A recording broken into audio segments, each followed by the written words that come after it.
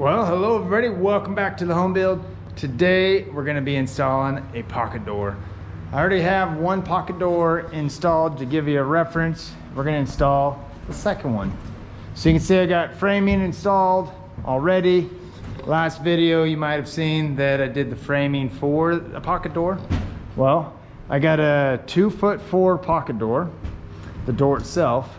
The opening that is required for the pocket door is twice the width, so that's 4'8" plus 1 inch.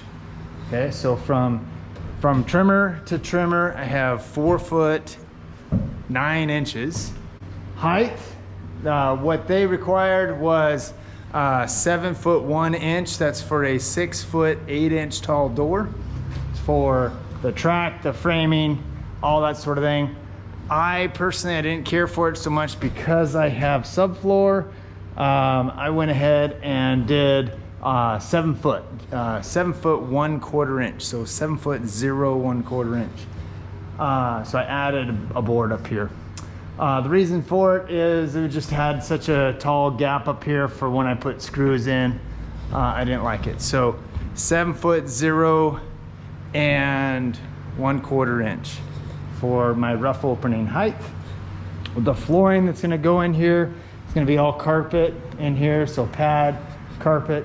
There's still plenty of room, and there'll be about 1 inch underneath the door after all of that. So plenty of clearance, plenty of height, and that sort of thing. So let's go ahead and get started. I got a frame right here. This is how they come when you buy it from the store, at least that's how I buy it. And it has the header piece screwed inside it. So we'll go ahead and get that unpackaged, get the instructions out, and then go from there. All right, there's a few critical things that you need to do when you're framing your pocket door. Okay, where the door lines up on the trimmer, you need to have it perfectly plumb as much as possible. And that right there is pretty darn plumb.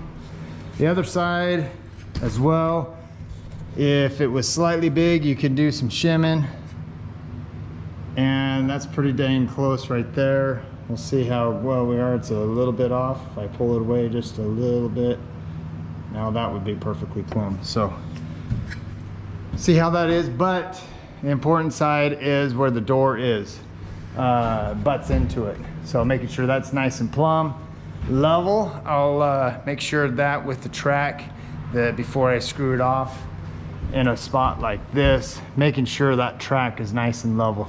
It's critical that that's nice and level, otherwise your door is just going to slide when you let go of it. Okay, or slide open or slide closed, one or the other. If it's level, it'll stay in its spot wherever you put it. So this pocket door comes with different brackets. This is the top. Making sure you got the top versus the bottom. We'll take the bottom plate off, take the top plate off. So right here, this is the top. It's got the little notches for where your trim's at. So I'm going to go ahead and take that off.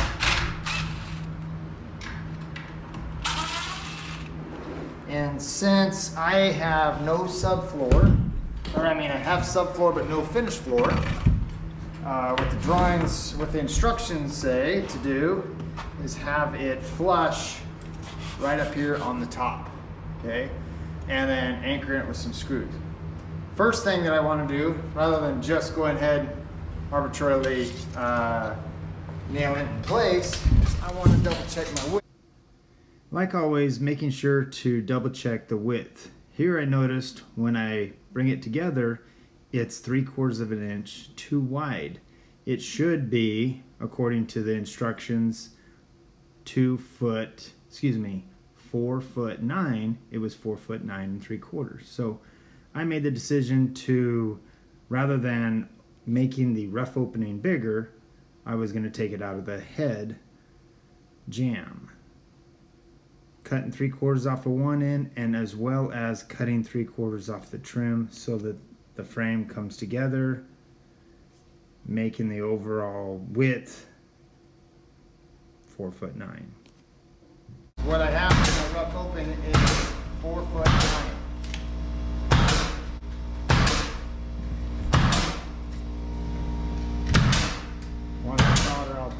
finishing up the nails.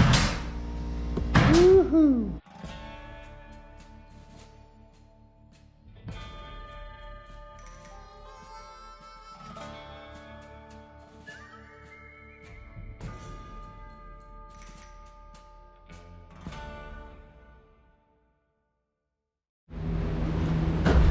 All right. Put the pocket door in. Nail in my way. The nail's in the way over there. Slides right in. You want to hold that end up there? No, just hold it right here so it doesn't slide all around. All right, so I snapped a line going across on this face. I could have it on the other side. That's so that I know where this one's to go. Okay, snap that over a little more. Now I'm gonna grab my level. See where I'm at as far as for plumb goes.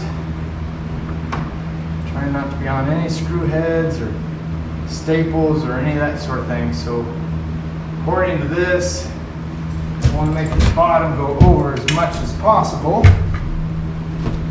So, and making sure I'm flush for sheetrock.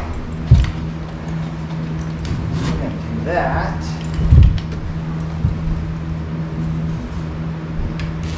So no shims down here at the bottom.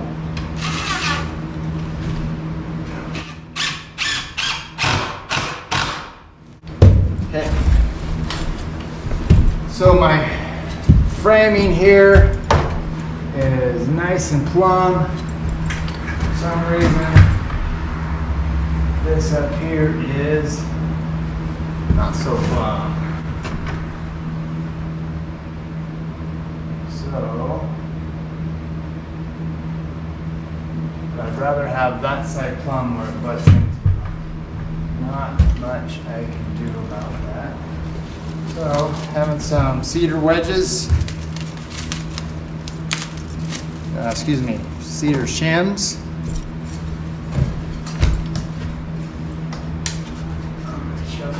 Making sure I'm nice and tight over on that side.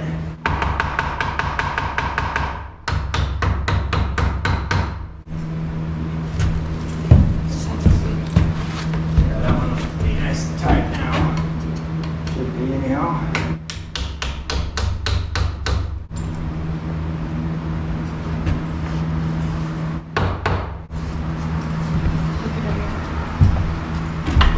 I can tap that around. See where we're at for level. That's the most, out of anything, that's probably the most critical one, is level. So I'm going to raise that up some here.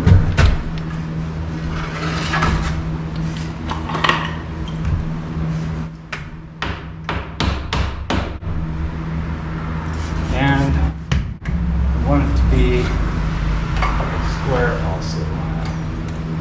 That's good. Tap it up a little.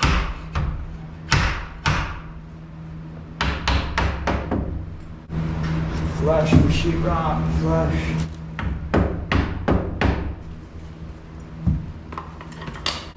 Make a line as a reference. So if I move it, I don't know if I move it. Sometimes the second you look away, it moves on you. That is beautiful.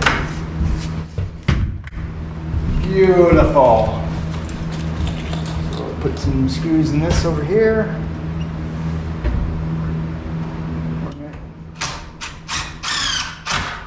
So this side, the strike side's going to get a piece of trim board, a jam.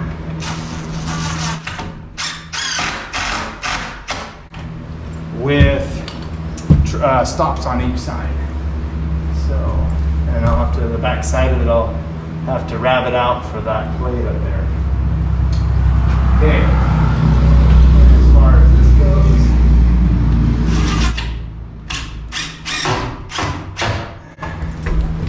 put that on, 2 screws in there.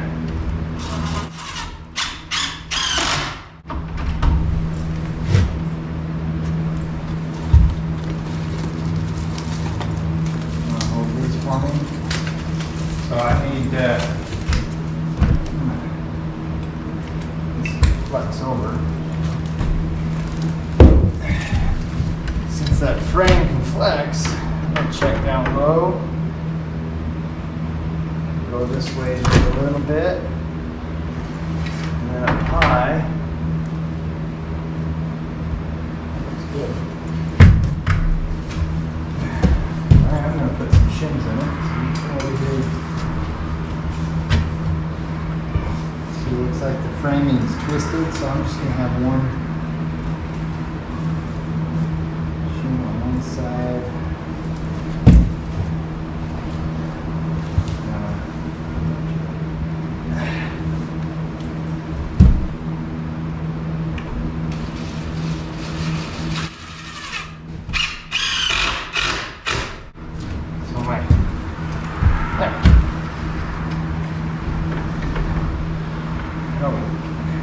Perfectly plumb, just the way I like it.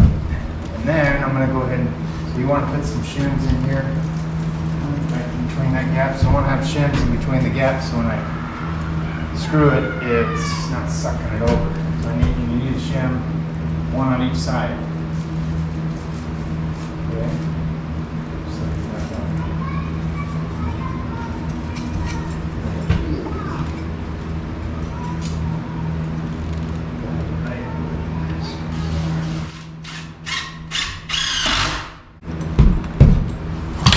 Now that's locked in. The only thing I got left is this bottom right here. The other thing that the instructions say is up in the track, it says to replace the screws with 2.5-inch screws. Okay, that locks that track up into the header. So any weight of the door that you have pulling down on it, it's not going to pull those little itty bitty screws out. So, but it also says to do one at a time. I take one out, and I put one in.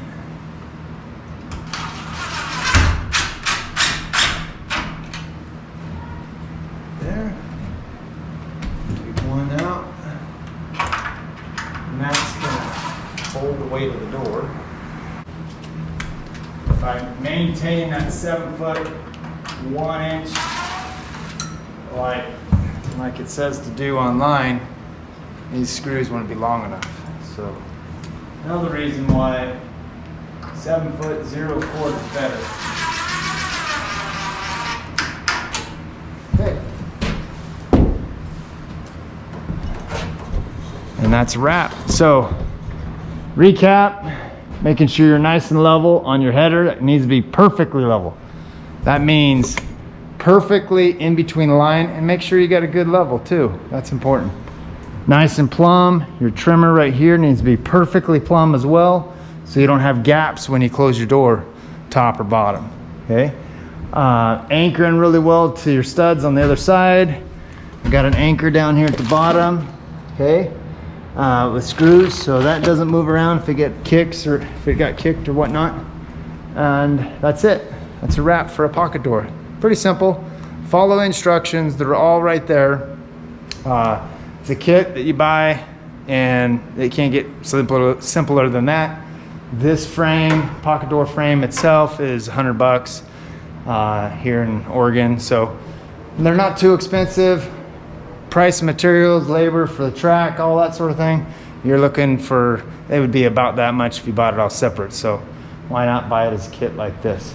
Comes with a rubber stop at the end, so your door hits, that all stays, and now essentially it's ready for sheetrock. So that's it. Hopefully you enjoyed. I'll see you next time on the home build, and be safe out there.